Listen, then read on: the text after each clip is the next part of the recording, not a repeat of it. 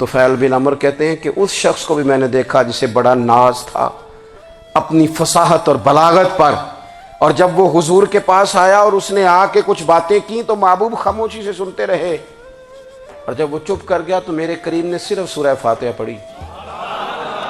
کبھی اٹھتا تھا، کبھی بیٹھتا تھا، کبھی غور کرتا تھا، کبھی دائیں جاتا تھا، کبھی بائیں جاتا تھا، پھر کہنے لگا بتاؤ نا کلام کس کا ہے؟ فرمایا اس رب کا، اس رب کا، اس رب کا جس کا میں رسول بن کے آیا ہوں۔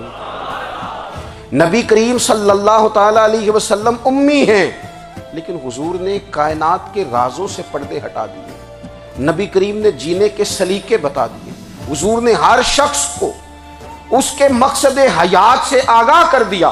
نبی کریم علیہ السلام نے وہ فلسفہ حیات بیان کیا کہ لوگوں کو صرف جینے میں ہی مزہ نہیں آیا، مرنے میں بھی مزہ آنے لگا۔ لوگ آگے بڑھ بڑھ کے جانیں پیش کرنے لگے، اپنی اولادیں قربان کر، جو فلسفیوں سے کھل نہ سکا اور نکتہ بروں سے حل نہ ہوا، وہ راز ایک طیبہ والے نے بتلا دیا چند اشاروں میں۔ محبوب کریم امی ہیں، لیکن حضور نے اس طرح دنیا کو سکھایا، اس طرح دنیا کو پڑھایا، اس طرح حضور نے علم کے چراغ اور دیپ روشن کیے کہ قیامت تک جسے روشنی ملے گی نا، اسے صرف دروازہ مصطفیٰ سے ملے گی، اسے رسول کریم علیہ السلام کے در دولت سے ملے۔ کچھ لوگوں نے کہا کہ اپنے پاس سے آیات بنا کے لاتے ہیں، اپنے گھر میں بیٹھ کے دعوے کر لینا تو کوئی مشکل کام نہیں نہ ہوتا، سارے لوگ ہی کر لیتے ہیں۔ بلکہ وہ ہمارے ایک بزرگ کہا کرتے تھے خیالی پلاؤ پکائیے تے گھیو کدے بھی کٹ نہ پائیے، کیونکہ کون سا پیسوں کا ڈالنا ہے، زیادہ ڈالیں آپ اور زیادہ ڈالیں۔ بہت سارے لوگ ہیں آج بھی، کچھ لبرل ہیں بیچارے، کچھ دین بیزار طبقہ ہے، تو وہ کہتے ہیں جناب ہمیں تو جدید باتیں بتائیں، ہمیں تو نئے اسلوب کے مطابق لے کے چلیں، ہمیں تو او بھائی سن، میرے نبی پاک علیہ السلام نے فرمایا میرا قرآن کبھی پرانا نہیں ہوگا، اسے پڑھ کے دیکھ، اس کی جدت کا حسن دیکھ، یہ تو کھلا ہوا باغ ہے، تو ایک دفعہ اس کے قریب آئے گا تو خوشبو ملے گی، دوسری دفعہ آئے گا تو اس سے زیادہ تازی ملے گی، ایک دفعہ پھل کھائے گا تو مزیدار ہوگا اور دوسرا کھائے گا ہو سکتا ہے شکل ملتی جلتی ہو لیکن ذائقہ بڑا نرالا ہوگا۔ تو تو صحیح نا، جب کچھ لوگوں نے کہا یہ خود سے بنا کے آیات لاتے ہیں تو فرمایا وَإِن كُنتُمْ فِي رَيْبٍ مِّمَّا نَزَّلْنَا عَلَىٰ عَبْدِنَا فَأْتُوا بِسُورَةٍ مِّن مِّثْلِهِ، اگر تمہیں کوئی شک ہے اس میں جو ہم نے اپنے بندہ خاص میں نازل کیا ہے تو تم بھی اس جیسی ایک آیت بنا کے لاؤ۔ اور چلو چیلنج کھلا ہی دے دیا، فرما وَادْعُوا شُهَدَاءَكُم مِّن دُونِ اللَّهِ، اللہ اور اللہ والوں کو چھوڑ دو، تفسیری ترجمہ عرض کر رہا ہوں، یعنی صحابہ کو چھوڑ دو، حضور کے ماننے والوں کو چھوڑ دو، باقی ساری دنیا کے کافر اکٹھے ہو جاؤ، ایک آیت بس قرآن جیسی لے کے آؤ، ایک آیت لے کے آؤ، ان کنتم صادقین، اگر تم سچے ہو۔ جوانوں سنو، کہا ایک آیت، اور یہ چیلنج آج تک قرآن مجید کا موجود ہے، آج تک وَإِن كُنتُمْ فِي رَيْبٍ مِّمَّا نَزَّلْنَا عَلَىٰ عَبْدِنَا فَأْتُوا بِسُورَةٍ مِّن مِّثْلِهِ، تم قرآن کے مقابلے کی ایک صورت لے کے آؤ اور سارے حمایتی اکٹھے کر لو اپنے، ان کنتم صادقین، اگر تم سچے ہو۔ جواب تو ادھر سے آنا تھا نا، لیکن کائنات کے رب نے جواب بھی خود دیا، فرمایا فَإِن لَّمْ تَفْعَلُوا وَلَن تَفْعَلُوا، اگر تم نہ لا سکے، اور فرمایا تم لا سکتے بھی نہیں، اگر تم نہ لا سکے اور تم لا سکتے بھی، نہ خنجر اٹھے گا نہ تلوار تم سے، یہ بازو میرے آزمائے ہوئے ہیں، وَلَن تَفْعَلُوا، تم لا بھی نہیں سکتے، فَاتَّقُوا النَّارَ الَّتِي وَقُودُهَا النَّاسُ وَالْحِجَارَةُ، پھر اس آگ سے ڈر جاؤ جس کا ایندھن آدمی اور پتھر ہے، اُعِدَّتْ لِلْكَافِرِينَ، بنائی کافروں کے لیے، بنائی مومنوں کے لیے تو رب نے جنت بنائی ہے، اُعِدَّتْ لِلْكَافِرِينَ، یہ دوزخ اللہ نے کن کے لیے بنائی ہے؟ اُعِدَّتْ لِلْكَافِرِينَ کہتا ہے کافر کے لیے بنایا۔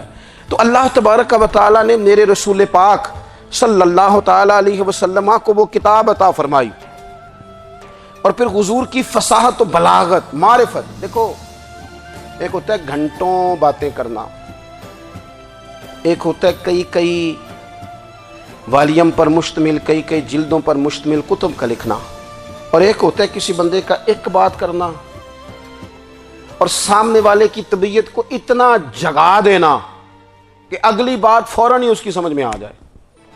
اور حضور نہ کسی کی انا کو نہیں جگاتے تھے.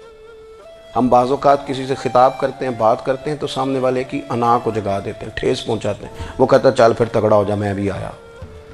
حضور انا نہیں جگاتے تھے، میرے نبی پاک ضمیر جگاتے تھے تاکہ وہ شخص فیض حاصل کر سکے، اسے کچھ ملے.